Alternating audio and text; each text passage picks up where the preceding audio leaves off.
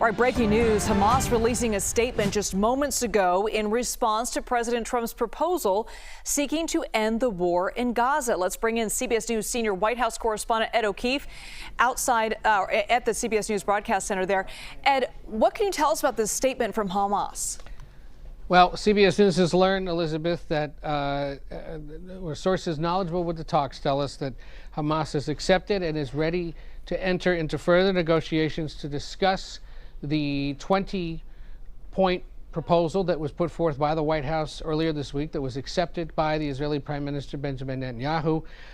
They said, in part in a statement, out of concern to stop the aggression and the genocidal war being waged against our steadfast people in the Gaza Strip and stemming from our national responsibility, in essence, Hamas is ready to talk. So that would appear, if it's interpreted as such by the White House, to stave off the threats that the president made earlier today in at least the social media space, saying that Hamas had until 6 p.m. Eastern on Sunday to accept the terms of this or face consequences, and all caps saying there would be peace in the Middle East one way or the other, in essence threatening them with further military action by Israel or perhaps even something more.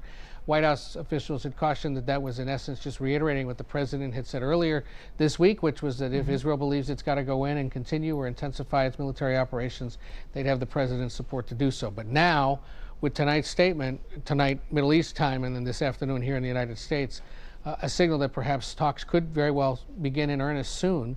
Unclear who, when, over what specifically, because all 20 of those points were quite complex and could take days, if not weeks, to sort out each individually on the path to peace. Yeah, those 20 points were complex. And I want to ask you, Ed, if you could just sum up some of the biggest points made on that proposal from President Donald Trump to the negotiating table between these two. I mean, among other things, it was the idea that members of Hamas would renounce their membership in the group, leave their weapons behind, and be given safe passage to other countries. There was stuff like, or key details, including a sort of provisional government or entity that would run the Gaza Strip for a while the Palestinian Authority reconstituted itself. There would be this so-called Board of Peace that would be co-chaired by President Trump and other world leaders, including the former British Prime Minister Tony Blair, to oversee the sort of reconstruction, not only physically of Gaza, but of its political structure.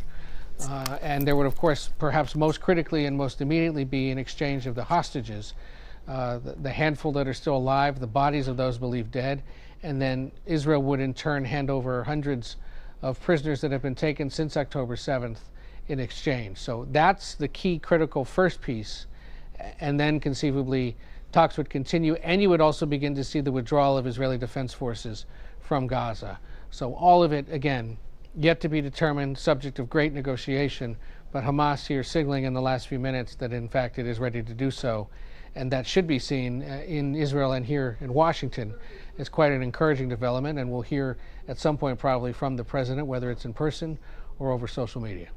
You know, the president, Ed, as you know, has made it no secret that he intends to be considered for the Nobel Peace Prize. We know their committee is meeting in about a week or so. What can you tell us about the timing of all this?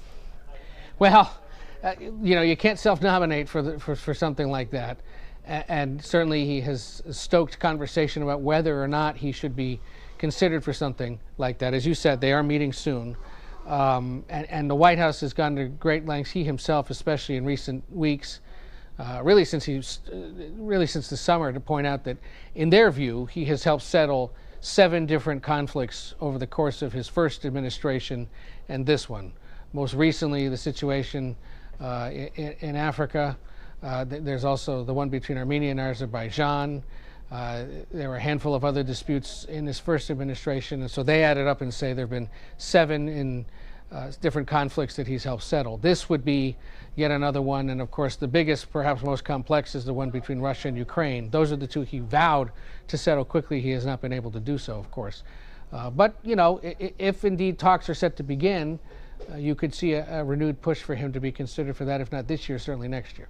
Can you give us some context, though, into the recent conversations between President Trump and Bibi Netanyahu over the past month or so, and how we got to this point?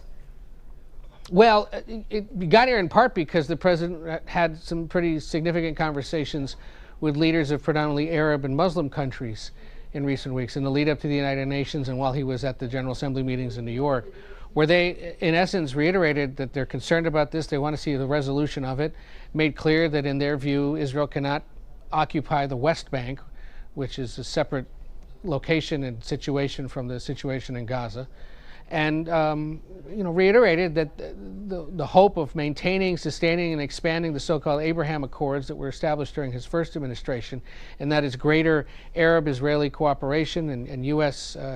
Engagement in that region, would be at risk were this conflict to continue. So with all that pressure and with the president himself upset with some of the steps that had been taken by Israel, including targeting Hamas leadership when they were in Qatar a few weeks ago for negotiations, Netanyahu came to the White House on Monday, was handed this list of proposals, got on the phone with the leader of Qatar and apologized for that military strike. And then you saw Netanyahu pretty quickly say, we are good to go with this list if Hamas is as well, and we'll see what we can do.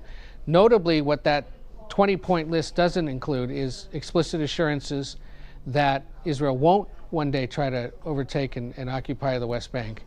And also unclear what becomes of the Palestinian Authority, which of course has been there for so long, not really in charge of this situation in any way, but arguably a political entity that could be stood up to help run a reestablished and reinvigorated and rebuilt Gaza. So again, all of this subject to conversation, but Netanyahu was made to understand, at least on Monday, if not before, that the president, his lead negotiator for this, Steve Witkoff, the administration overall, was pretty serious about making sure that attempts were still being made to get to a peaceful resolution.